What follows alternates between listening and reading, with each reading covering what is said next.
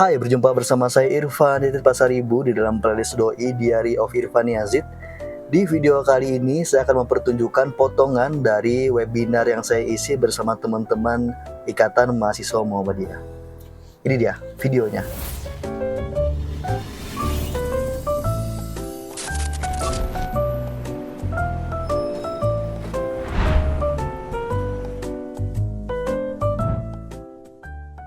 Oke, sekarang kita ada di forum LDK, yaitu Latihan Dasar Komunikasi, yang mana saya akan membawakan sebuah materi atau dalam webinar ini yang berjudul Meningkatkan Kemampuan Berpikir Cepat di Depan Umum.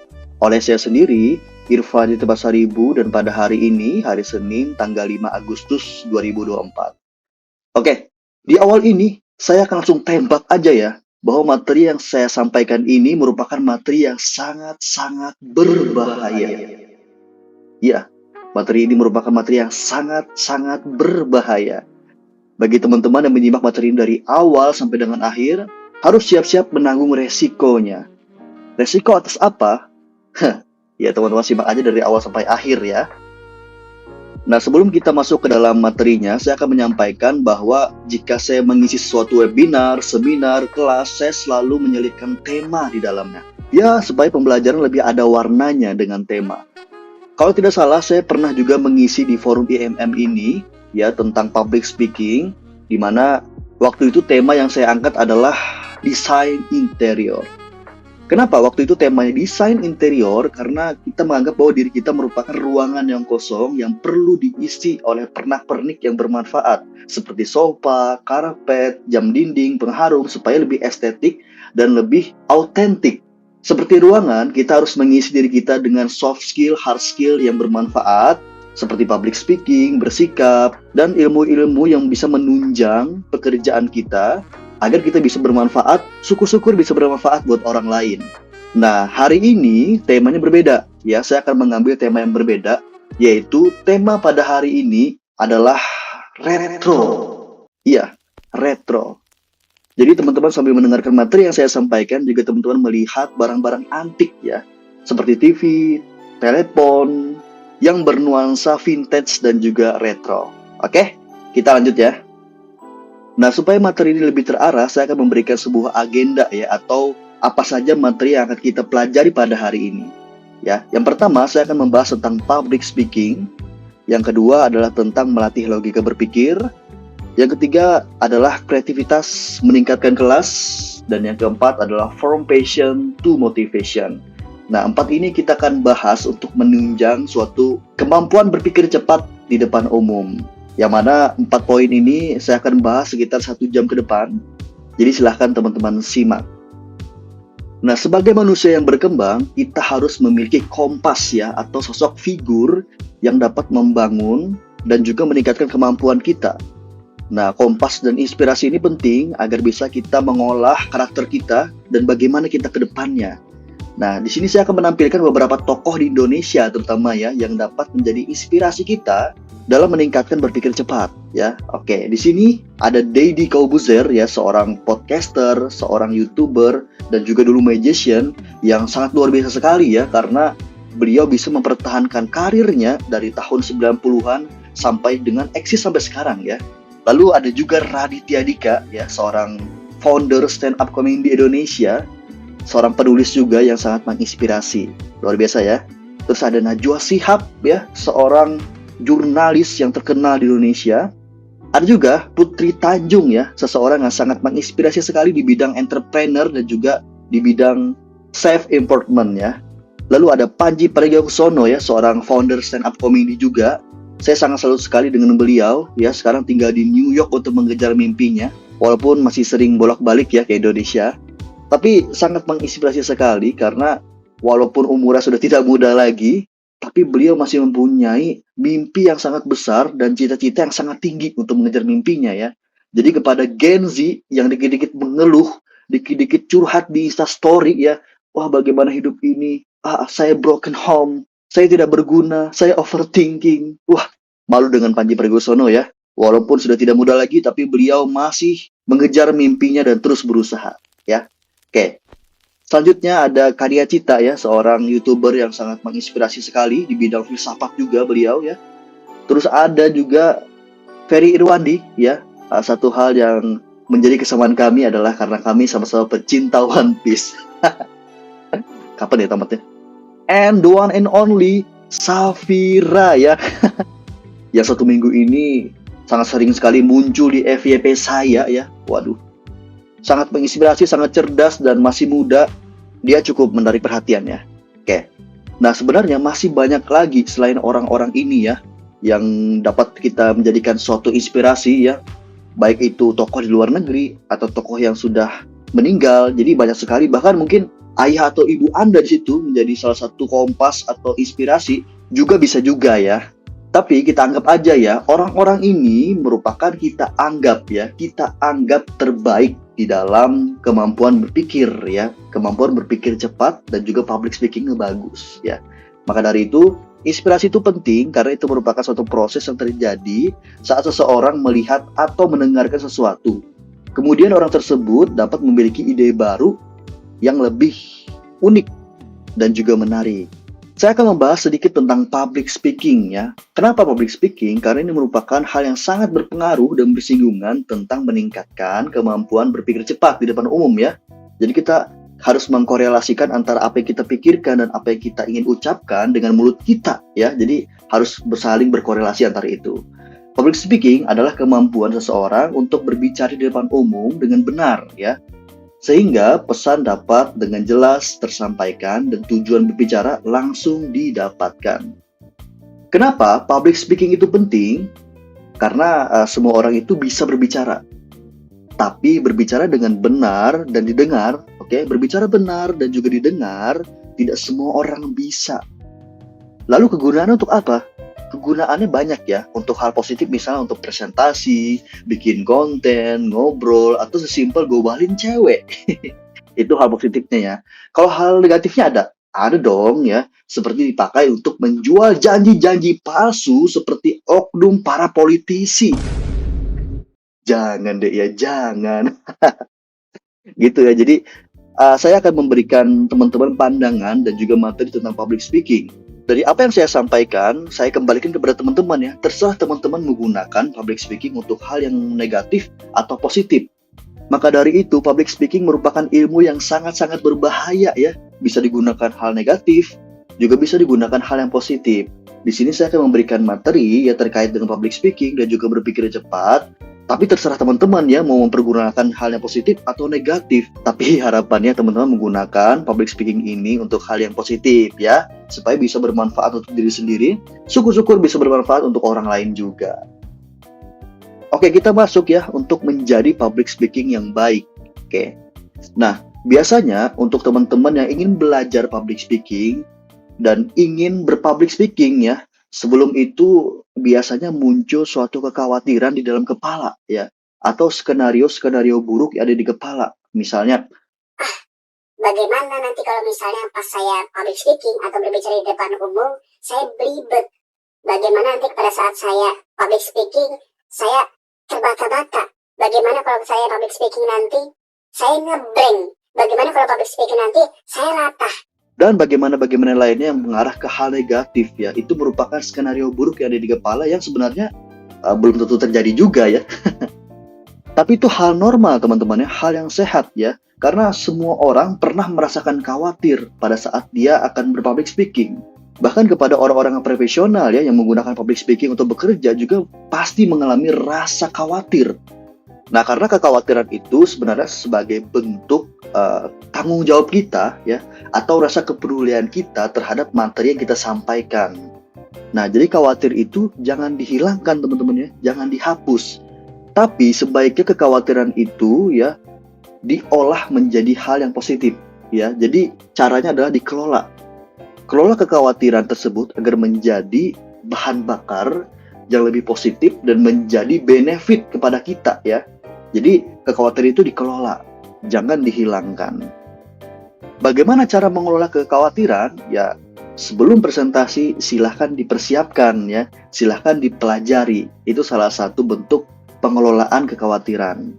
Nah, kita bicara lagi tentang hal-hal yang dialami sebelum berpublic speaking ya. Biasanya teman-teman mengalami respon dari tubuh ya, seperti mual, terus gugup, sering ke kamar kecil, keringetan. Nah, itu merupakan hal yang sangat sehat teman-teman, hal yang sangat wajar bentuk respon tubuh terhadap kekhawatiran tersebut. Jadi kalau teman-teman merasakan hal-hal tersebut, ya gejala-gejala tersebut sebelum public speaking, itu merupakan hal yang sangat normal sekali. Tapi nih, kalau mual sudah berlebihan, muntah-muntah, terus keringatannya terlalu berlebihan, mungkin Anda sedang muntah silahkan temui dokter kalau gitu ya. Oke, jadi kendalikan kekhawatiran untuk bisa menjadi benefit untuk kita sendiri ya. Nah, bagaimana cara mengendalikan kekhawatiran dengan dipersiapkan? Caranya adalah kuasai materi yang ingin disampaikan nanti ya, dan lakukan persiapan berkali-kali untuk meminimalisir rasa takut tersebut. Ini juga penting dalam mempersiapkan, pahami siapa yang menjadi audiens Anda nanti ya. Misalnya teman-teman ditugaskan oleh dosen untuk presentasi di dalam kelas, berarti audiensnya adalah teman-teman Anda ya, mahasiswa. Nah, gunakan bahasa mahasiswa, gunakan bahasa yang umum, gunakan bahasa yang familiar untuk berpublic speaking. Karena esensi dari public speaking adalah bagaimana pesan yang ingin kita sampaikan kepada para audiens, ya, para pendengar, bisa tersampaikan dengan jelas ya. Jangan Anda menggunakan bahasa petani ke teman-teman Jaksel, karena mereka tidak mengerti ya. Begitu juga sebaliknya, jangan menggunakan bahasa Jaksel kepada teman-teman petani. Dicangkul leher Anda ya. Dan juga pahami tadi siapa lawan audiens Anda ya. Gunakan kata-kata familiar. Jangan merasa bahwa ingin bermegah-megah kata-katanya ya, dengan harapan memukau para audiens. Nanti audiens terpukau saja, namun tidak mengerti. Nah gitu ya, misalnya, di dewasa ini acap kali rembulan senantiasa. Dilempar kursi Anda oleh mahasiswa ya. Gitu ya. Jadi gunakan istilah yang familiar. Oke, yang ketiga, fleksibilitas ya. Tidak perlu terlalu kaku. Kita harus bisa mengatasi situasi yang dinamis dan kita harus bisa merespon ya atau mengadres ya suatu keadaan sekitar. Misalnya teman-teman ditugaskan untuk memberikan penyuluhan kepada ibu-ibu hamil, cara menyusui anak yang baik ya. Terus ada presentasi, ada anak kecil menangis ya, Nah, itu teman-teman punya pilihan. Mau mengadres hal tersebut atau melanjutkan presentasi teman-teman.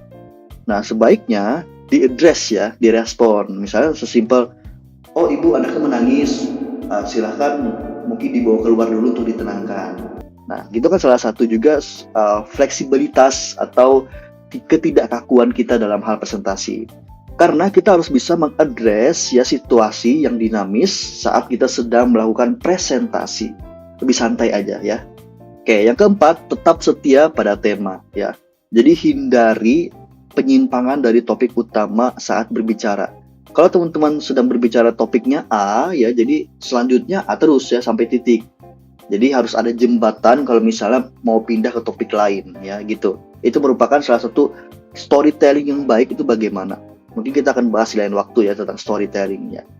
Teman-teman mungkin pernah menemukan ketika dosen di dalam kelas ya, awal-awal sih membahas tentang teori kebijakan misalnya dalam pendidikan. Tapi setelah beberapa menit kemudian malah membahas tentang kisah hidupnya ya, yang tidak seru lagi. Itu merupakan salah satu ketidaksetiaan pada tema ya, gitu ya. Jadi harus setia pada tema gitu, harus sesuai pada apa yang disampaikan, sesuai apa yang menjadi temanya. Oke, seperti saya masih setia pada tema saya yaitu retro ya. Teman-teman bisa lihat di sebelah kiri bawah ini ya atau kanan, itu adalah radio namanya ya buat teman-teman Gen Z ya. Sebelum ada Netflix, sebelum ada YouTube, sebelum ada Spotify itu mendengarkan lagu, kakek-kakek Anda mendengarkan radio ya, menunggu jadwal. Katanya sih setelah maghrib biasanya ada acara-acara gitu ya di dalam radio. Katanya gitu ya. Jadi begitu indahnya perkembangan teknologi sehingga kita bisa lebih nyaman sekarang, dimudahkan sekarang ya. Oke, lanjut ya. Yang kelima adalah intonasi. Ya, ini merupakan salah satu teknik public speaking juga untuk menunjang kemampuan berpikir cepat ya. Terkait intonasi, hindari intonasi yang monoton. Oke, jangan terlalu ekstrim juga. Misalnya kayak gini, menurut saya. Nah, itu kan terlalu ekstrim. Santai aja ya. Jadi, gunakan variasi agar pendengar tidak merasa bosan. Nah, biasanya sih format atau komposisinya, kalau teman-teman ingin menyampaikan sesuatu yang serius, itu akan sedikit dilambatkan temponya. Misalnya, sekarang ini Indonesia sedang berduka karena, nah gitu ya. Atau teman-teman juga bisa menyampaikan hal yang happy atau semangat dengan cara mempercepat intonasinya. Nah, gitu ya. Kita bermain intonasi dengan variasi agar para pendengar kita tidak mengantuk. Misal kalau teman-teman di dalam kelas melihat teman-teman aku agak ngantuk, agak loyo gitu ya, gunakan varian intonasi. Kalau teman-teman kaku gitu ya, atau teman-teman menggunakan bahasa robot yang pada hari ini kita akan melakukan presentasi. Nah, itu kan bikin ngantuk bawaannya ya. Kalau teman-teman bikin variasi dalam berbicara, itu akan meningkatkan gairah dan menghidupkan suasana di dalam kelas ya. Nah, jadi gunakan intonasi namun sewajarnya saja ya, sesuai suasana. Sampai sini apakah ada yang bingung dan masih kurang paham? Kalau gitu tanya ke Agem aja ya. Nanti dikasih paham sama Kak Agem. Lanjut ya. Oke. Terkait juga untuk menarik perhatian para audiens ya, ada namanya eye contact ya. Nah, eye contact ini penting supaya para audiens merasa, dalam tanda kutip merasa bahwa kita sedang ngobrol atau berbicara dengan dia ya di antara banyak audiens gitu. Jadi biasanya saya tuh untuk melihat para audiens itu kontak matanya saya lihat di sini ya. Saya nggak tahu apa namanya, di tengah-tengah alis ini atau di dahi juga boleh. Kita tatap itu, jadi seolah-olah para audiens merasa kalau kita menatap dia, gitu ya, buat dia merasa. Nah, tapi ya ada tapi lagi, jangan terlalu lama menatap mata penonton, apalagi penontonnya cewek, masih muda, dan Anda om-om. Tatap, nanti ada viral di X ya, di Twitter. Jadi jangan terlalu lama menatap mata penonton, hindari kesan yang tidak pantas. Wajarnya aja, kalau dia sudah merasa dan address respon terhadap kita, langsung kita arahkan ke audiens yang lain, ya. Itu. Oke, ini adalah tips-tips ya terkait dengan public speaking. Dan yang terakhir, yang paling penting adalah latihan, ya, karena latihan itu adalah kunci dari keberhasilan. Ya, lakukan latihan di rumah. Lakukan latihan di depan kaca atau di depan temannya sebelum perform atau pada saat latihan biasa aja supaya bisa dinilai dan bisa melihat perkembangannya bagaimana. Oke, saya juga melakukan latihan teman-teman ya. Ketika saya membuat konten di dalam YouTube, ketika saya membuat video, itu juga bentuk latihan saya untuk saya evaluasi kira-kira apa yang perlu saya tambahkan dan apa yang perlu saya kurangi, gitu ya. Nah, jadi semua tips ini ya, ke-7 tips ini akan bermanfaat jika dilakukan secara konsisten dan latihan secara rutin ya. Jadi silakan kalau teman-teman sudah ada ilmunya, ya terapkan ilmu tersebut ya. Tidak akan jadi apa-apa kalau teman-teman tidak menerapkannya. Gitu ya. Ini adalah 7 tips untuk menjadi public speaking yang baik, untuk menunjang kemampuan berpikir cepat di depan umum. Oke, saya akan memberikan referensi ya terkait dengan buku jika teman-teman ingin melanjutkan atau mendalami tentang public speaking. Judulnya adalah Berbicara Itu Ada Seninya. Oke, dari Oh Soo-hyang, yang mana di buku ini akan memberikan rahasia komunikasi yang efektif dan baik ya. Saya berikan sedikit di dalam babnya terkait dengan rahasia komunikasi yang efektif adalah yang pertama, memberikan alasan yang tepat untuk berargumen. Artinya di sini disampaikan bahwa kita jangan salah ngomong ya, harus dipikirkan baik-baik, jangan tong kosong nyaring bunyinya. Jadi apa yang kita pikirkan harus kita sampaikan juga dengan baik. Itu maksudnya. Jadi alasan yang tepat harus kita sampaikan sesuai dengan argumen yang ada di dalam kepala kita. Oke, itu ya. Yang kedua, hindari lompatan logika dan melebih-lebihkan. Sudah kita bahas tadi ya bahwa hindari penyimpangan dari topik utama saat berbicara. Harus sesuai jalurnya gitu. Yang ketiga, konsisten terhadap bersikap. Dan keempat, gunakan kata-kata sederhana. Seperti saya bilang tadi, gunakan bahasa yang sesuai. Kalau kepada orang tua, gunakan bahasa yang sopan, yang baik gitu ya. Kepada teman sesama, gunakan bahasa yang mudah dimengerti.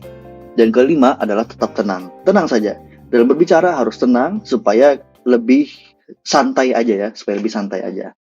Oke, saya cut di sini videonya karena saya rasa materi setelah ini merupakan materi yang sangat-sangat eksklusif, yang saya rasa itu adalah materi terkhusus kepada audiens yang menonton dan hadir